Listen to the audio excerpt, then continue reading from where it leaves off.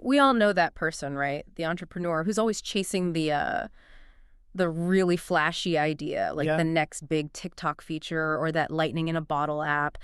The common thinking is if you want to build massive wealth, Forbes 400 kind of wealth, you've got to be in the spotlight. But, that common wisdom, it's pretty much dead wrong now. Not really. Yeah. What's really fascinating and frankly surprising is the data from the latest Forbes list. Yeah. For the first time, like ever, over 70% of the richest people on that list are entirely self-made. Wow. That's a huge shift. It tells us the whole game of wealth creation. It's fundamentally changed. 71% self-made. That number is it's staggering, especially when you think the barrier, the minimum just to get on the list is almost $4 billion now. 3.8 billion, yeah. So, okay, if these new billionaires, these self-made folks, aren't building, flying cars or becoming TikTok stars, what are they doing? They're building the boring stuff. Boring stuff. Yeah, seriously. They're the plumbing, the roads, the kind of hidden infrastructure of the whole economy. We're seeing these huge fortunes being made by people doing data labeling or energy exporting, logistics platforms, even drive-through coffee huts. Coffee huts? Okay. They succeed because they control the choke points. They're getting rich by buying the bottlenecks. That list is not just showing us who's rich, it's basically shouting a playbook at us. A playbook? Exactly. And we've kind of distilled that into what we're calling the BOTPLENECKS framework. Okay, love a good framework. BOTPLENECKS. But let's back up a sec. Why? Why this huge shift now? 71% self-made. Does that actually mean opportunity is, more open now? In a way, yes, it does. Mostly because the speed you can scale things has just exploded. Think about it, 100 years ago, right? Yeah. Building that kind of wealth meant building a railroad, maybe buying an oil refinery. Massive, massive capital needed. Right, huge upfront investment. Today, you basically need a computer and access to leverage. The capital needed has dropped like a rock, and the ability to scale globally is huge. So new players can get to that $3.8 billion mark way faster than ever before. And the sources you looked at, they showed something really key, didn't they, about social media? Oh, absolutely critical. Not one single newcomer on that list made their fortune from being a social media influencer. Zero. Which is exactly what so many people are chasing right now. Exactly. These guys, they're the invisible builders. We're talking people who scaled up things like medical transcription firms, freight brokers. Okay, transcription firms, that sounds incredibly unglamorous. Precisely. Masters of the hidden plumbing. Yeah. So we really need to understand their game. Now, obviously, most of us aren't playing at the multi-billion-dollar level, right? Right. So our mission here is to show you how to take this bottlenecks framework and actually apply it to your business, maybe at a smaller scale. Starting with the first four letters, the kind of acquisition and structure plays. BOTT. Okay, let's dig in. Starting with the foundation. B for bottlenecks. Controlling the choke point. How do we even find that strategic piece everyone else overlooks? Yeah, it really boils down to creating scarcity that you own. Think about that classic gold rush analogy, The really smart money wasn't in digging for gold. It was selling the picks and shovels. Selling the picks and shovels, exactly. Yeah. Or even better, owning the one road everyone absolutely had to use to get to the gold mine. That's the bottleneck. Okay, so how do we spot that road in today's economy? What does that look like? You look for structural scarcity. Things like physical power capacity located right near critical data center substations, right, or control over regulated assets, like maybe specific zoning permits that are hard to get. We're a huge one right now. Access to compliance-heavy data. Think verified high-PO medical data. Super valuable, super regulated. Okay, so find the scarcity. Then what? Then the play is usually to acquire operators in these scarce areas who are, frankly, undervalued. Maybe regional utility contractors, or, that incredibly boring medical transcription firm you mentioned earlier. Okay, hold on, though. Buying a medical transcription firm just to get HIPAA data, that sounds like a massive headache. Regulations, legal pitfalls. How can smaller players possibly manage that kind of complexity without, Google-level resources? But see, that's the core of the transformation. Yeah. You acquire that boring operator precisely because they already navigate all that complexity and compliance. That's their existing value. Okay. Your job is to immediately professionalize it, bring in better systems, maybe add some high-value enterprise contracts, structure the revenue so it's recurring and predictable. And then here's the magic trick. You rebrand the whole thing. Rebrand? How? It's no longer just a transcription firm. It's now critical infrastructure for human-verified AI data labeling. Wow. Okay, that repositioning changes everything. It is everything. Because now, when you go to sell that asset, you're not exiting at some small services-based multiple, like maybe 3x earnings. No. You sell it to big tech or maybe an infrastructure-focused private equity fund at a much, much higher multiple. Think 10x, maybe even 12x. Because you turned it into a necessary choke point for the AI boom. You nailed it. You transformed a boring service into essential infrastructure. That's the play. That is genuinely the difference between a decent exit and, like you said, adding a zero to your net worth. Okay, let's move to O, order flow. The Robinhood example, Vlad Tenev making billions. It's kind of controversial, right? But it definitely illustrates a powerful point. Oh, the lesson is undeniable. Even with the controversy, Tenev didn't make his fortune executing trades for customers. He made it by selling the flow, the stream of all those customer trades, to the big processors. Right. You don't have to actually sell the snutch if you own the only dock in town where the boats come in.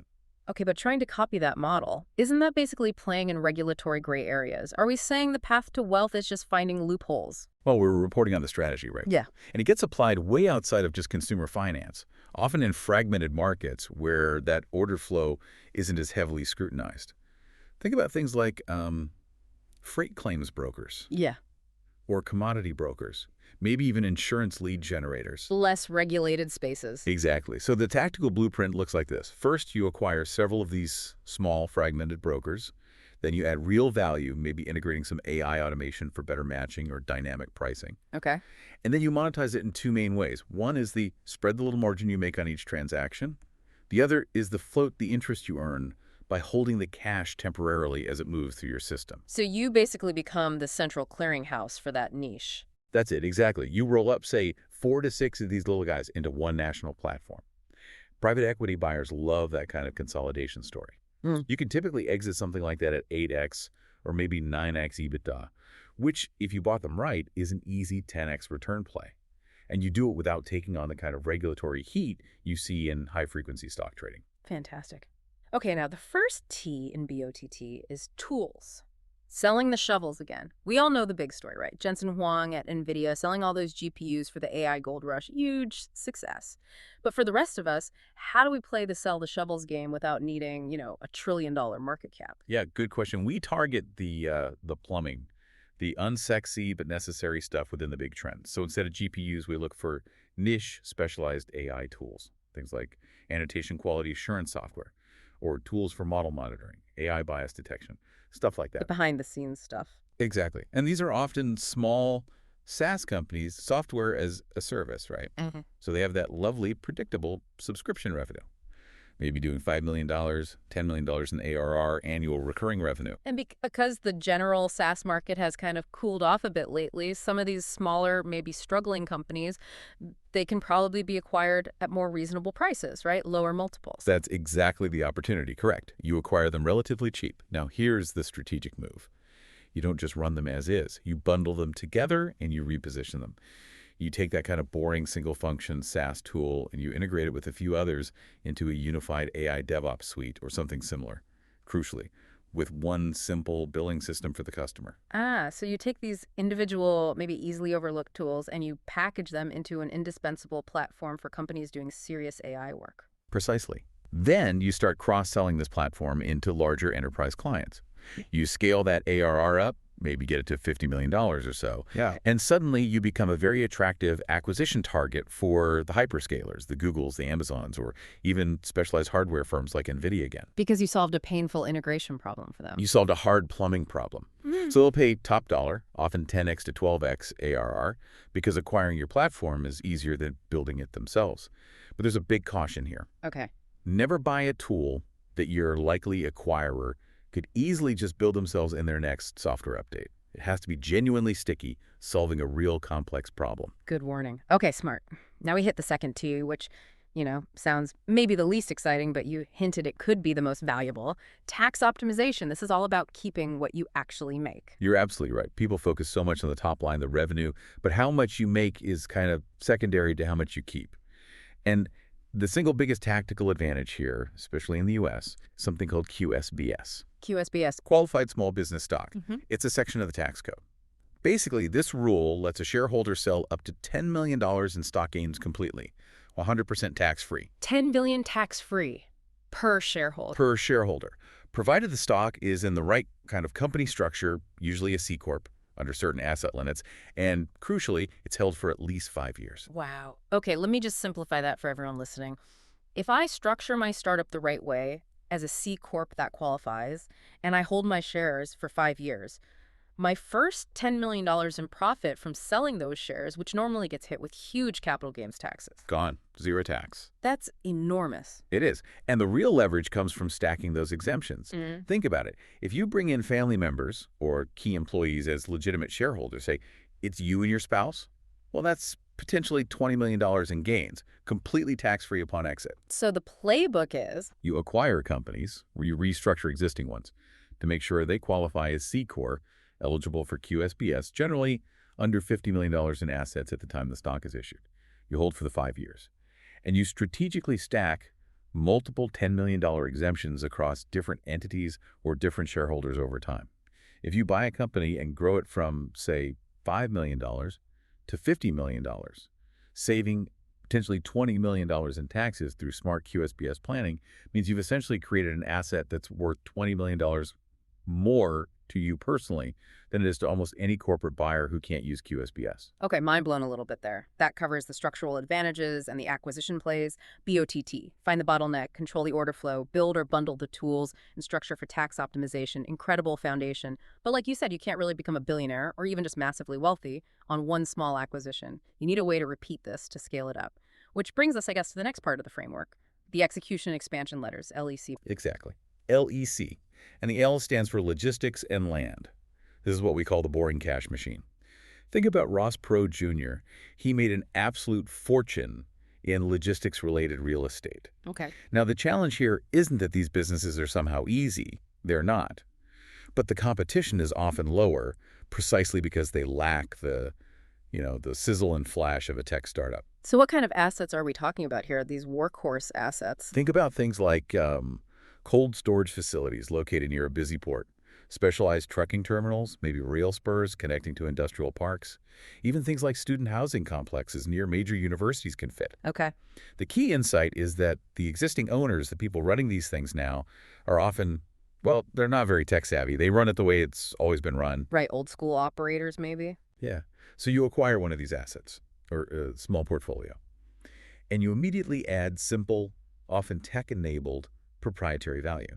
For example, maybe you add some basic IoT sensors and monitoring to your storage facilities. And you charge customers a small extra fee for real-time tank status updates or compliance reporting, something the old owner never thought of. So you're taking a fixed, kind of boring physical asset and you're professionalizing the operation around it using basic tech. Exactly. Then you do the roll-up play again. You acquire maybe 4 to 6 of these sites, standardize the operations, maybe brand them under one umbrella, and you position the whole entity as institutional grade. Maybe you add some ESG compliance reporting. That's a huge buzzword for big buyers these days. Right, ESG, environmental, social, governance. Yeah. And because you've aggregated these assets and professionalized them, you can exit that platform at a really high multiple, often 12x, 15x earnings, because you've made it easy for a big institutional fund to buy. That makes a ton of sense. Okay, moving to the E-Edge retail, their repeatable format. How is this different from just, opening a really popular local coffee shop or something? It's different because it's about strategic inversion and scalability. We call it inversion retail. The classic example everyone points to is Dutch Bros Coffee. Dutch Bros, right. They didn't just copy Starbucks. They looked at Starbucks, which was kind of slow, high-end, European vibe, sit down, and they did almost the exact opposite. Dutch Bros went fast, sugary drinks, super high-energy staff, and hyper-focused on the drive-thru experience. They inverted the model. Completely. Yeah. So the playbook here is acquire a small, maybe struggling regional chain. Could be a 20-store car wash chain, a local yoga studio brand, that regional coffee brand we mentioned, something with a footprint but maybe tired operations. And the key to scaling it is standardization, like McDonald's did. Total standardization. Unified menus or service offerings. Centralized point-of-sale systems feeding data back. Consolidated supply chains to get purchasing power. Once you prove that standardized model works and is repeatable in new locations, Then you hit the gas. you hit gas. You expand rapidly. And importantly, not just through slow, traditional franchising. You use debt financing, corporate rollouts where you own the stores, maybe joint ventures with landlords who want your brand in their shopping center. By standardizing, optimizing, and proving that rapid scalability, you make these repeatable retail businesses incredibly attractive to larger chains or private equity, leading to exits often in the 9x to 15x EBITDA range. Wow. Okay. And finally, the engine that really powers all this scaling. Yeah. The C for capital cycling. We need to talk about using OPM, other people's money. Absolutely critical. I mean, look at someone like Steven Schwartzman at Blackstone. His entire empire is fundamentally built on using other people's money.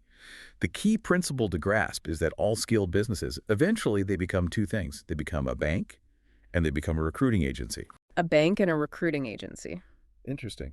Oh. So at the sort of lower level, the level most listeners might be operating at, your goal is to acquire a company, let's say it's doing $5 million in EBITDA, just as an example, using as little of your own cash as possible. Okay, but how do you pull that off without just taking out massive bank loans yourself? Great question. You structure the deal creatively. You use things like seller financing, where the person selling you the business essentially loans you part of the purchase price. You use SBA guaranteed loans, where the government backs part of the loan, reducing the lender's risk. You use earnouts, where part of the price is paid later based on the company's future performance. These are all forms of OPM. So you're using the company's own assets, government programs, and the seller's willingness to wait for some payment to actually fund the purchase. Exactly. You're leveraging external capital sources, not just your savings account. Now, here's the cycling part. Once you own the company, you get to work improving operations, boosting margins, increasing that EBITDA. Now the company is worth more, right? Mm-hmm. So you use that increased asset value to go back to a lender and refinance the debt or do what's called a recapitalization. Okay, what does that do? It allows you to pull out some of the equity value you created, often tax-free, because it's technically loan proceeds. You're taking some chips off the table. But critically, you then take that extracted equity, that cash you just pulled out. And you use it as the down payment to buy the next company. You got it. You start the cycle all over again. Yeah. Acquire, improve, refinance, recap, extract equity, reinvest. It becomes a repeating, compounding cycle of growth, largely powered by external capital. That's capital cycling. Incredible. Okay, we have seen the value creation through BOTT and the scaling strategy with LEC. Let's just quickly wrap up the framework. There are two letters left, K and S. Right. K is for knowledge, or more specifically, intellectual property IP. This play is about acquiring assets that are rich in specialized IP. Think patents in niche AI fields, maybe unique data sets or valuable content library. And then you defend it. You acquire it, and then you aggressively defend that IP and license it out. Generate revenue from its uniqueness. The caution here, though, is that this window might be closing or at least changing rapidly in some fields, like AI. With the sheer speed of development, the IP has to be highly defensible, maybe based on fundamental breakthroughs. Otherwise, the big players will just find a workaround or build something similar pretty quickly. Makes sense. It has to be a real moat. Yeah. And the final letter, S? S is for scarce resources.